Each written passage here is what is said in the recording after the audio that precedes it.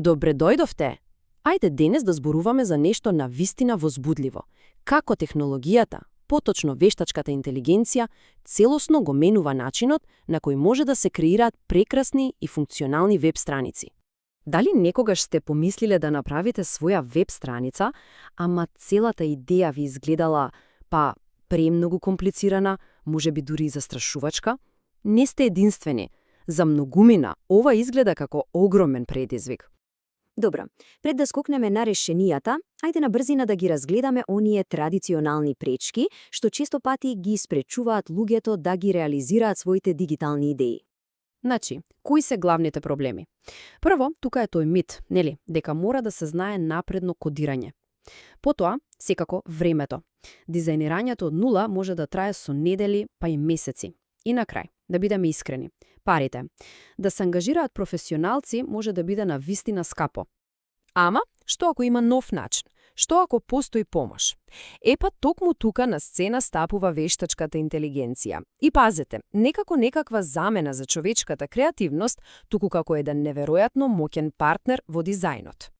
И кога велиме вештачка интелигенција, да не се плашиме од терминот.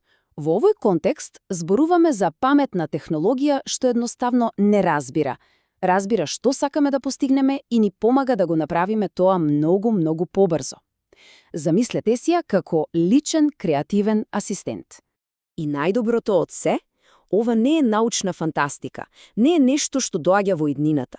Оваа технологија е веќе тука, веќе е дел од нашиот секојдневен живот, интегрирана во телефоните што ги носиме во джеб и во апликациите што ги користиме секој ден.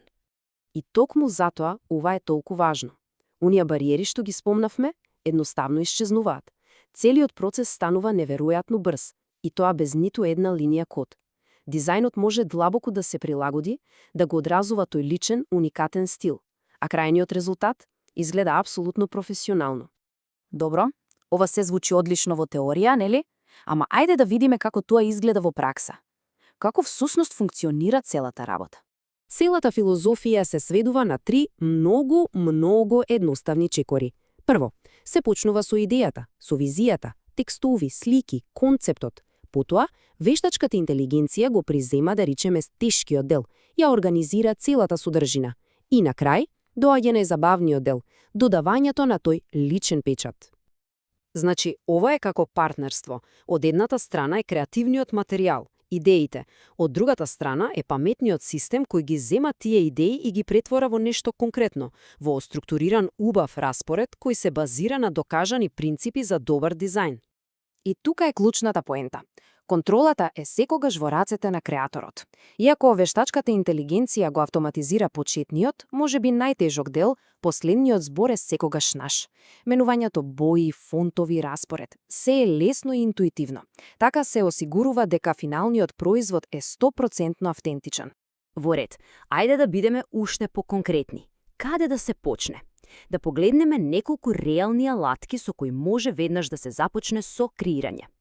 Еве, например, 3 одлични опции. Wix ADI, тој буквално поставува неколку прашања, како во разговор, и потоа сам креира цела веб страница. Bookmark пак има свој асистент, се вика Ајда, кој води низ целиот процес, чекор по чекор. А Зајро оди уште подалеку, нуди алатки кои можат дури да помогнат со пишување на текстот и со оптимизација. Навистина импресивно. Значи, што е крајната цел? Многу е јасна.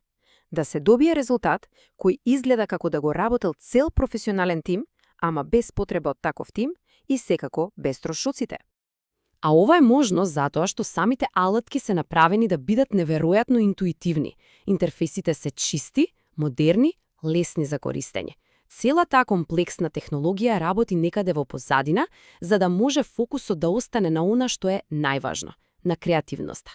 Добро, ајде сега да направиме еден чекор назад и да ја погледнеме големата слика. Што значи се во ова, не само за правење веб страници, туку и за креативноста воопшто? Гледате, ова е многу повеќе од само алатка за веб страници. Овде се работи за развивање на клучни дигитални вештини за иднината. Способноста да се спои личната креативност со моќта на модерната технологија е токму тоа што ќе ја дефинира иднината на работа и на творештвото.